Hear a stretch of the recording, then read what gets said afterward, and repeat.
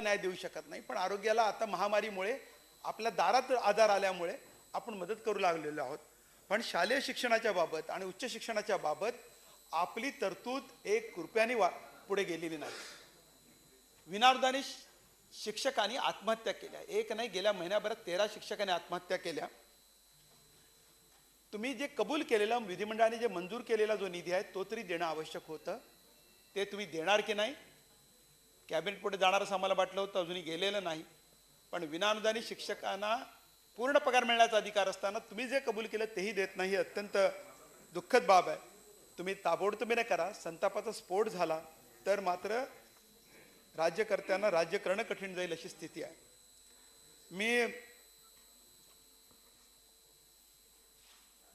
आणखी एका मुद्द्याकडे दोन्ही मंत्री महोदयांचं लक्ष वेधतो.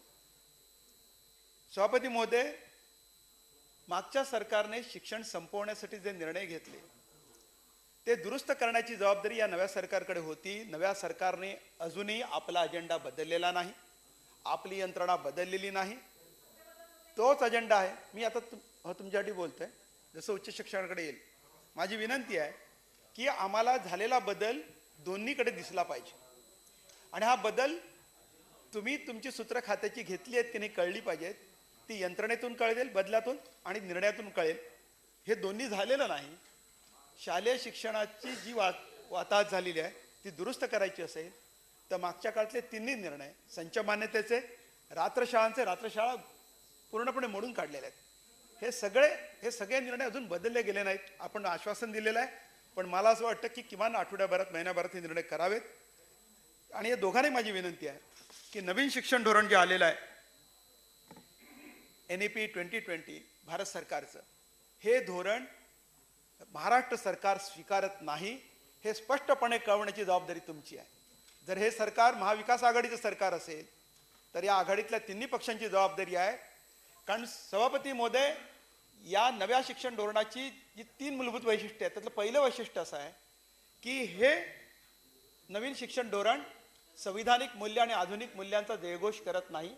ते उघडपणे पहिलं धोरण असं आहे, नीती अशी आहे की जी सरळ म्हणते की प्राचीन, अजून माझी 1 मिनिट शिल्लक आहे, मी बरोबर संपवतो सभापतीमध्ये, काळजी करू नका. मला खरं दिली पाहिजे. आमच्याकडे जैनभाईंचा वेळ मी घेतो पाहिजे 1 मिनिट. त्यांनी दिलाय मला ना जैनभाई? दिला.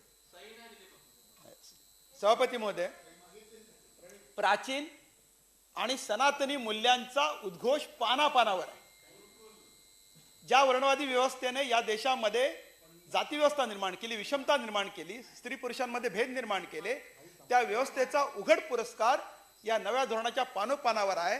तो तुम्ही रिजेक्ट करणार की नाही हा प्रश्न आहे. कुठेही बाबासाहेबांचा उल्लेख नाही, कुठेही महात्मा फुलेंचा उल्लेख नाही. तक्षशिला नालंदाचा उल्लेख आहे, पण तक्षशिला नालंदाचं स्कूल कोणाचं होतं त्याचा उल्लेख नाही.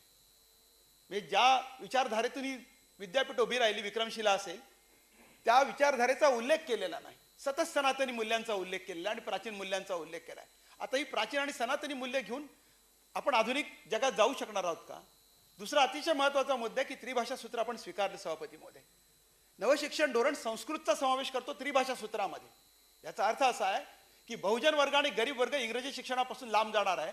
एका बाजूला सरकारी शिक्षणामध्ये बहुजन वर्ग जो शिकतोय तो केवळ आपल्या मातृभाषेत किंवा राजभाषेत शिकेल, त्याला इंग्रजी 8वी नंतर लागणार आहे. म्हणजे पूर्वी जी पद्धत होती खेरानी सुरू केली आणि ज्याच्यामुळे अनेक पिढ्या आमच्या नासल्या, माझ्यापर्यंतच्या पिढ्या किंवा माझ्या नंतरच्या काही पिढ्या. आपण कुठे बोलू शकतो? नाही धड इंग्रजी बोलतात, नाही धड मराठी येत, नाही हिंदी येत आम्हाला. म्हणजे माझ्या वडिलांच्या काळातल्या आधीच्या पिढीला उत्तम बोलता येत होतं. हे इंग्रजी शिक्षण पूर्णपणे दुरापस्त होणार आहे. तिसरा मुद्दा असा आहे की नवीन शिक्षण धोरणाने खाजगीकरणाला मुक्त वाट करून दिलेली आहे. अनुदान व्यवस्था पूर्णपणे संपुष्टात आणणार आहे. आरक्षण व्यवस्था पूर्णपणे संपुष्टात आणणार आहे. आणि जे प्रयोग गेल्या 5 वर्षामध्ये या राज्यात झाले, 13,000 शाळा बंद करण्याचा प्रयोग जो झाला, तो प्रयोग जसाच्या तसा या नवीन शिक्षण धोरणाने स्वीकारलेला आहे. सभापती, मी अर्ध्या मिनिटात संपवतो. तो जशाचा स्वीकारलेला आहे, तो जर स्वीकारला गेला तर या देशातील 1 लाख शाळा बंद होती. आणि या 1 लाख शाळांमध्ये कोण आहे? त्यांनी स्पष्ट म्हटलं कमी पटाच्या शाळा कमी करणं आणि क्लस्टर स्कूल क्लस्टरची योजना जी होती मागच्या वेळेला परिसर शाळाचा, इथे शब्द इकडेच वापरला गेलेला आहे की आम्ही त्यांना आणणार, एका शाळेत ठेवणार. डोंगरदऱ्याच्या शाळेची गरज नाही. डोंगरदऱ्याच्या शाळा बंद होणार.